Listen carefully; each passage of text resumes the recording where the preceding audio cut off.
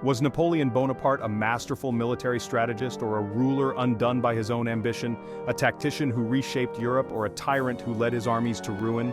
This question has captivated historians for centuries. Napoleon's life, a whirlwind of epic battles, stunning triumphs, and crushing defeats, remains a source of endless fascination. From the sun-drenched battlefields of Italy to the snow-covered plains of Russia, his story is one of daring maneuvers, calculated risks, and ultimately, the heavy price of power.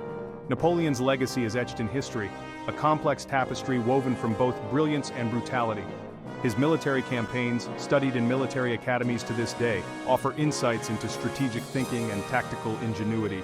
Yet his ambition, the driving force behind his meteoric rise, ultimately proved to be his undoing. How did this seemingly invincible general, who had Europe at his feet, meet his ultimate demise?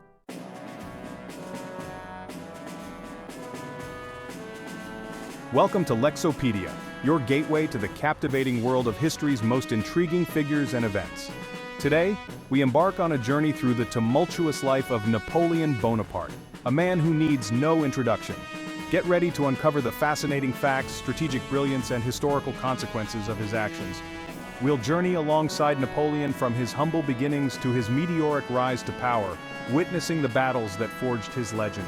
We'll analyze his military strategies, dissecting the tactics that earned him victory on battlefields across Europe. From the scorching sands of Egypt to the heart of Imperial Russia, we'll follow in the footsteps of Napoleon's Grande Armée, experiencing the highs and lows of his extraordinary campaigns. Prepare to be transported back in time as we bring history to life with vivid descriptions, captivating imagery, and insightful analysis. Our journey will take us through the key battles that shaped Napoleon's destiny, culminating in the fateful Battle of Waterloo, a turning point in European history. So, fasten your seatbelts and prepare to dive into the thrilling world of Napoleon Bonaparte, a world of epic battles, triumphs, and defeats. Let the adventure begin.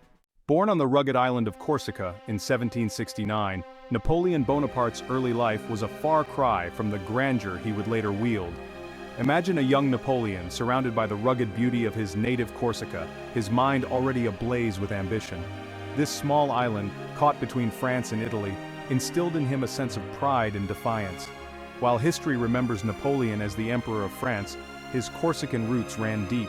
The island's tumultuous history left an indelible mark on him. It was in this crucible of conflict that he first witnessed the power of military might and political maneuvering. These early experiences would serve as the foundation for his future rise. France, once a mighty kingdom, was consumed by chaos and revolution.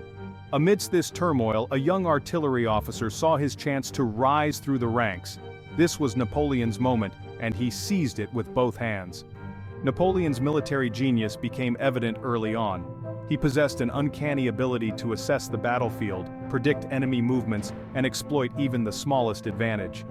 This strategic brilliance, combined with his unwavering determination and a knack for inspiring his troops, quickly propelled him through the ranks of the French army. One of his early successes was the Siege of Toulon in 1793. This pivotal victory against royalist forces showcased Napoleon's tactical acumen and solidified his reputation as a rising star. Picture the scene: the port of Toulon, held by British and Spanish forces, a crucial stronghold threatening the fledgling French Republic. It was here that Napoleon, still a young officer, displayed his strategic genius, orchestrating a daring siege that culminated in the recapture of the city. Toulon was a turning point for Napoleon. It not only brought him military recognition but also introduced him to the world of politics. He witnessed firsthand the ruthlessness and opportunism that characterized the French Revolution, lessons he would later apply with devastating effect. From that moment on, Napoleon's rise was nothing short of meteoric. In 1796, Napoleon commanded the French army in Italy. This campaign became legendary, showcasing his military genius. At 26, he led his troops across the Alps, a feat thought impossible. This maneuver caught the Austrians off guard, leading to stunning victories. The Italian campaign was a masterclass in military strategy. Napoleon used speed and terrain to outmaneuver a superior enemy. Victories at Lodi, Mantua, and Rivoli cemented his reputation. The campaign inspired his troops, promising them glory and riches. It secured France's border and made Napoleon a national hero. His fame propelled him to power but also sowed seeds of downfall. In 1798, Napoleon embarked on a daring campaign to Egypt. Fresh from his triumphs in Italy, he set his sights on the land of the pharaohs. This expedition blended military conquest with scholarly ambition. Napoleon aimed to disrupt British trade routes to India. But it was more than just a military campaign.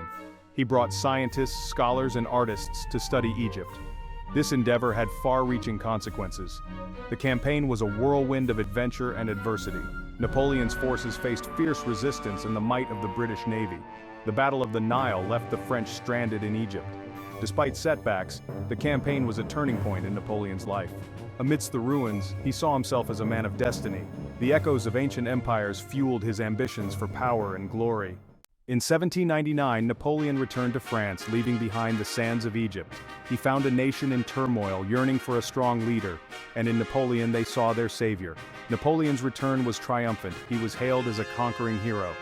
In 1804, Napoleon crowned himself emperor, a bold move that sent shockwaves across Europe. A new empire rose, forged in ambition and military might.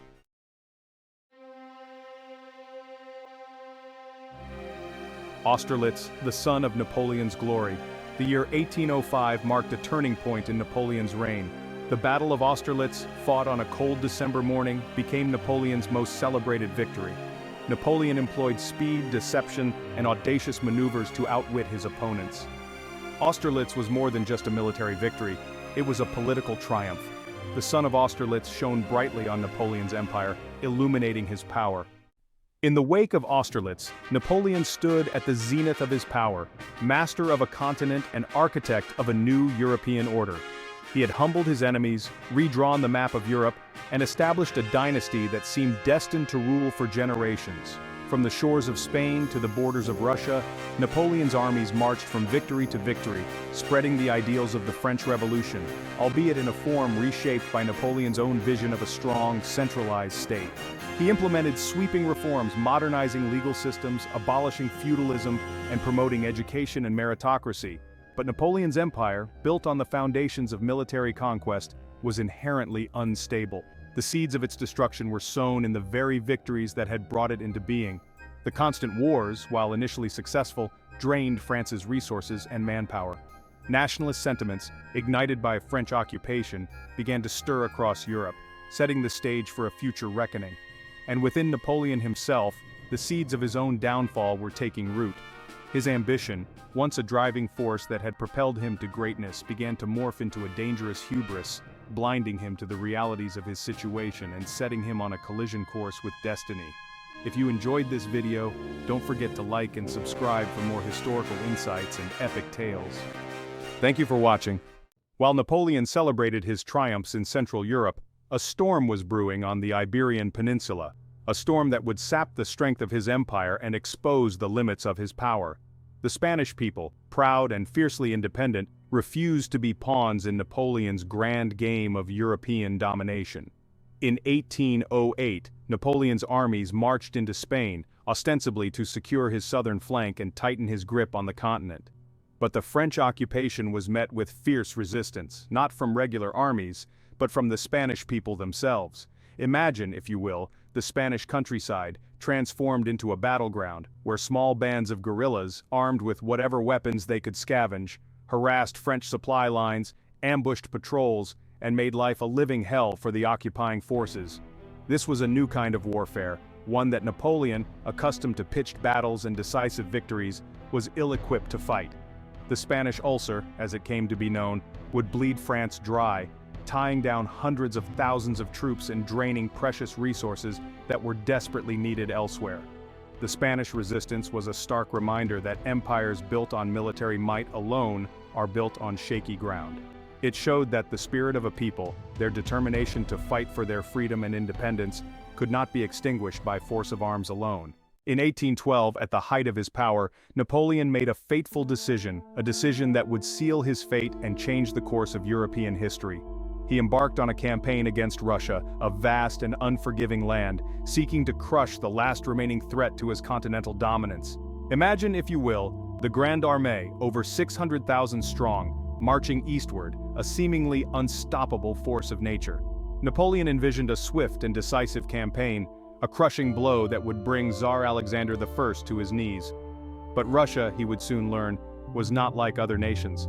The Russians, masters of scorched earth tactics, refused to engage in a decisive battle. Instead, they retreated deeper into the vast expanse of their homeland, burning everything in their wake, leaving behind nothing but desolation for the advancing French army. As the bitter Russian winter set in, Napoleon's forces, weakened by hunger, disease, and the relentless cold, began to unravel. The retreat from Moscow, a harrowing ordeal of unimaginable suffering, became a byword for the folly of overreaching ambition. The Russian campaign shattered the myth of Napoleon's invincibility. The Grande Armée, once the terror of Europe, was reduced to a shadow of its former self, its ranks decimated, its spirit broken. Weakened but not broken, Napoleon returned to France, determined to salvage his empire from the ashes of the Russian disaster. But the tide had turned against him.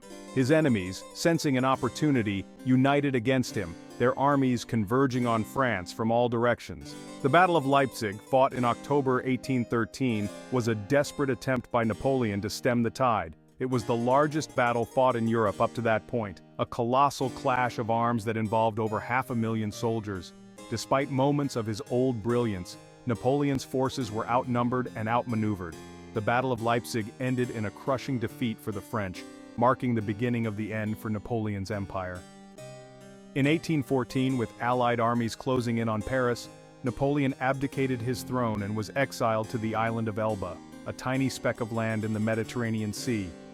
It seemed as though the curtain had finally fallen on the extraordinary career of Napoleon Bonaparte. But Napoleon's story was not yet over. In 1815, he escaped from Elba and returned to France, landing on the shores of his former empire with a handful of loyal followers. His return ignited a wave of popular support, as thousands flocked to his banner, eager to see the emperor restored to his former glory. For 100 days, Napoleon's star shone brightly once more. He rallied his veterans, raised a new army, and prepared to confront his enemies on the field of battle. But the odds were stacked against him. Europe, weary of war but determined to crush Napoleon once and for all, united against him. The stage was set for the final act in the Napoleonic drama, a confrontation that would determine the fate of France and reshape the political landscape of Europe for generations to come. Don't miss the thrilling conclusion of Napoleon's story in our next installment, where we'll explore the Battle of Waterloo, his final defeat, and the legacy of this complex and controversial figure. The year is 1815. Napoleon Bonaparte returns from exile, his ambition rekindled. The armies of Europe prepare for a final confrontation, the Battle of Waterloo. Imagine a verdant valley in Belgium, transformed into a stage for a clash of titans. On one side, Napoleon's Armée du Nord, battle-hardened and desperate. On the other, the Allied army, led by the Duke of Wellington. Waterloo was a gamble for Napoleon, a desperate throw of the dice. Victory, swift and decisive, was his only hope. The morning of June 18, 1815, dawned cold and wet. A heavy mist clung to the battlefield, shrouding the opposing armies in an eerie silence. Then, at around 11:30 in the morning, the silence was shattered by the roar of French artillery, signaling the start of a battle that would rage for hours, a brutal and bloody struggle for supremacy. Napoleon's plan was to break the Allied center, driving a wedge between Wellington's forces and the Prussian army, which was approaching the battlefield but had not yet arrived. He unleashed wave after wave of attacks, his infantry advancing with their trademark élan, their bayonets glistening in the pale sunlight. But Wellington, a master of defensive warfare, had chosen his ground well. His troops, deployed behind ridges and in fortified farmhouses, withstood the French onslaught with stoic determination. Time and again, the French attacked, their bravery undeniable, their losses mounting with every charge. The battle raged throughout the afternoon, a maelstrom of smoke, fire, and steel. Each side fought with desperate courage, their fates hanging in the balance. As the day wore on, exhaustion and heavy casualties began to take their toll on both sides. The arrival of the Prussians turned the tide of battle. Napoleon's last reserves were thrown back in disarray. The French army was routed, its dreams of glory dashed. Napoleon fled the battlefield, his reign ending in defeat. He was exiled to St. Helena, a prisoner of his own ambition. Napoleon Bonaparte died on May 5, 1821. His death did not diminish his hold on the imagination of the world.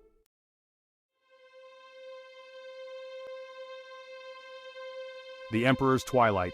The once mighty emperor, now confined to a small, windswept island in the South Atlantic, St. Helena, a place of stark beauty and crushing isolation, the echoes of cannon fire replaced by the relentless crashing of waves. Yet, even in exile, Napoleon's spirit could not be entirely subdued. He dictated his memoirs, crafting a narrative of his life. He reminisced about past glories, seeking solace in memories. The years on St. Helena were a time for reflection. He received occasional visitors, engaging in deep conversations. He read voraciously, seeking stimulation and escape, but the toll of imprisonment gradually wore him down. The once boundless energy waned, replaced by weariness. The climate took its toll on his health, and the isolation gnawed at his spirit. The emperor, once seemingly invincible, was becoming mortal once more.